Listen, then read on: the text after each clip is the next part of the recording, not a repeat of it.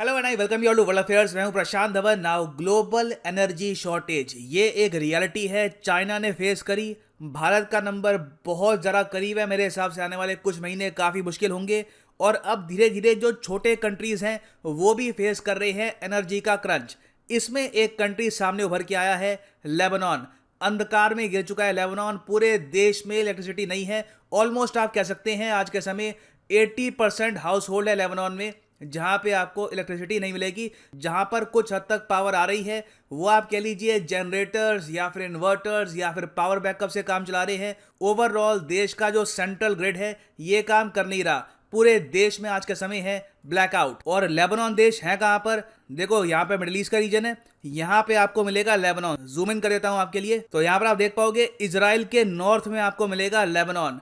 Capital है यहाँ पर बेरूट और आबादी रफली आप कह सकते हैं यहाँ पर 69 लाख के आसपास की है। यहाँ पर कुछ पॉपुलेशन क्रिश्चियन फेथ को फॉलो करती है, कुछ पॉपुलेशन मुस्लिम फेथ को फॉलो करती है। ओवरऑल आप कह सकते हैं लेबनान है एक सेकुलर देश। और अब आप पूछोगे अच्छा तो ठीक है, तो यहाँ पे पावर कट हो गया, ऑलमोस्ट 70 लाख लोग यहाँ पे अंधकार में है।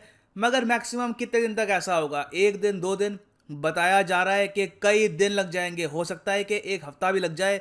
जो लेबनान का इलेक्ट्रिसिटी आउटेज है this can last several days. इसलिए लोग यहाँ पे सड़कों में आ रहे हैं, सरकार के अगेंस्ट प्रोटेस्ट कर रहे हैं। क्योंकि आप खुद सोच लीजिए, नो इलेक्ट्रिसिटी मतलब कि मोबाइल फोन यूज नहीं कर पाएंगे लोग। यहाँ पर एक टाइम पे आके बैटरी खत्म हो जाएगी। मोबाइल फोन यूज नहीं कर पाएंगे तो आज के समय ज्यादा जो आदमी बैंकिंग करता है, पेमेंट्स करता है, वो मोबाइल फोन के थ्रू ही करता है। बात करता है लोगों से, फोन कर पाता है, वो मोबाइल फोन के थ्रू ही करता है। तो लेबनान के लोगों के लिए बहुत सी प्रॉब्लम्स आने वाली है इस इलेक्ट्रिसिटी आउटेज के साथ में। नाउ ये प्रॉब्लम लेबनान में आई कैसे है? क्या इसमें कोयले का एंगल है कि कोयला काफी महंगा हो रहा है, कोयले की शॉर्टेज हो रही है तो इस वजह से ऐसा हो गया? वेल, इसका आंसर है नहीं, मगर मैं आपको समझाऊंगा कि यहाँ पर हुआ क्या है। मगर आगे बढ़ने से पहले आपसे पूछूंगा एक क्वेश्चन ये है कि लेबनान देश की करेंसी क्या है? ये सवाल मैं पहले पूछ चुका हूं। आई एम श्योर आप सबको पता होगा। मैं चाहता हूं आप सब लोग कमेंट सेक्शन में इसका आंसर करें। लेबनान की करेंसी क्या है? पाउंड, दिनार, डॉलर या फिर रूबल? इसका जो सही आंसर है मैं वीडियो के एंड में आपको दे दूंगा। अब लेबनान के क्राइसिस की अगर हम बात करें तो इसकी शुरुआत वैसे कई महीनों पहले हो गई थी। आपको याद होगा मैंने एक वीडियो बनाई थी आज से कई महीनों पहले, लेबनान विल कोलैप्स। लेबनान की इकोनॉमी बहुत ज़्यादा मुश्किल हालत से गुजर रही है आज के समय। सरकार के पास पैसा नहीं है, आर्मी कंगाल हो चुकी है। इनके पास इतना भी आज के समय फॉरेक्स रिजर्व नहीं है कि जो चीज़ें ये लोग इंपोर्ट कर रहे हैं उसकी पेमेंट कर पाएं। वर्ल्ड बैंक ने कैटेगोरिकली ये कहा है कि 1850 से लेकर अब तक कुछ ही चुनिंदा फाइनेंशियल संकट होंगे जिनको आप कंपेयर कर सकते हो लेबनान के फाइनेंशियल क्राइसिस से। लेबनान में हालत आज के समय जेन्युइनली बहुत खराब है। और अब यहाँ पे आप कहोगे आईएमएफ कहाँ पे है, वर्ल्ड बैंक इनको लोन क्यों नहीं देता? देखो, वर्ल्ड बैंक तो ऑब्वियसली लोन देगा नहीं। वर्ल्ड बैंक ग्रांट दे देता है, मतलब कि ये पैसा वापस नहीं करना आपको, ये टाइप का आप कह लीजिए चंदा ही है। तो वर्ल्ड बैंक ने रिसेंटली इनको $25 मिलियन का एक ग्रांट दिया था जब बेरूट का बॉम्ब ब्लास्ट हुआ था। मगर आईएमएफ कैटेगोरिकली कह चुका है कि आज के समय लेबनान की हालत इतनी ख़राब है कि हम लोग भी कुछ ज़्यादा इनकी हेल्प कर नहीं सकते। लेबनान के लोग फिर यूएसए के पास गए। यूएस ने भी कहा कि लेबनान को कोई भी बेल आउट नहीं मिलने वाला। हाँ, अगर ये कुछ अपने रिफॉर्म्स करते हैं, इकोनॉमी में कुछ बदलाव लेके आते हैं तो कुछ एड मिल सकती है, मतलब कि पैसा होगा जो आपको वापस नहीं करना। मगर फाइनेंशियल सिस्टम में इस इकोनॉमी को कोई भी इंक्लूड करना नहीं चाहता क्योंकि इनके ऊपर ऑलरेडी बहुत सारा कर्ज है। अब यहाँ पे आप कहोगे अच्छा ठीक है, लेबनान के पास वैसे आप अगर देखो तो पैसा है ही बहुत ज़रा कम। इकोनॉमिक मिसमैनेजमेंट यहाँ पर इतनी ज़रा हुई है कि ये कंट्री कभी अपनी इकोनॉमी फिक्स कर नहीं पाई। देखो, इसके पीछे एक बहुत बड़ा रीज़न यहाँ पर यह भी है कि पार्लियामेंट में ना इनका आप कह लीजिए एक टाइप का रिप्रेजेंटेटिव सिस्टम है, एक टाइप का आप कह लीजिए कोटा सिस्टम है, जहां पर हर रिलीजन के लोग ना अपने रिप्रेजेंटेटिव्स भेजते हैं।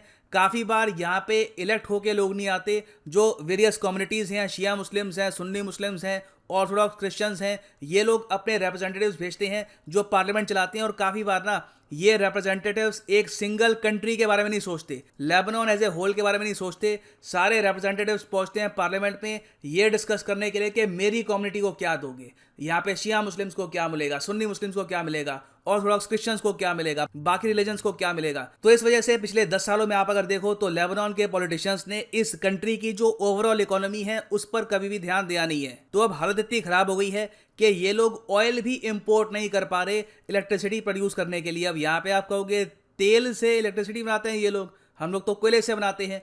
देखो, हम लोग कोयले से इसलिए बनाते हैं क्योंकि भारत में कोयला है। जब भारत के पॉलिसी मेकर्स बैठे होंगे आज से कई साल पहले और उनके पास ऑप्शन रहा होगा कि आपको बिजली जो बनानी है वो आप कैसे बनाओगे, कोयले से बनाओगे या फिर क्रूड ऑयल से जो बनता है फ्यूल ऑयल उससे बनाओगे, तो भारत के पास सिंस कोयला ऑलरेडी था, हमने डिसाइड किया कि ऑलरेडी इतने सारे हमारे जो डॉलर्स हैं, हमारी जो फॉरेन करेंसी है, ये हम बाहर दे रहे हैं अरब कंट्रीज़ को, सऊदी अरेबिया को, इराक को, तो जो अब इलेक्ट्रिसिटी है वो तो हम कर सकते हैं आराम से प्रोड्यूस कोयले से। मगर ये डिसीजन काफ़ी मुश्किल भी था क्योंकि अगर आप कोयले से बनाते हो बिजली तो आपका जो इलेक्ट्रिसिटी ग्रिड है ना, जिससे आप बिजली ट्रांसफर करोगे from power plant to cities, ये ग्रिड स्ट्रांग होना चाहिए। तो हमको इनिशियली आप अगर देखो एज ए कंट्री बहुत सारा पैसा इन्वेस्ट करना पड़ा अपने ग्रिड में। लेबनान ने चूज किया अलग रास्ता। इनके पास हालांकि खुद का क्रूड ऑयल ना के बराबर है।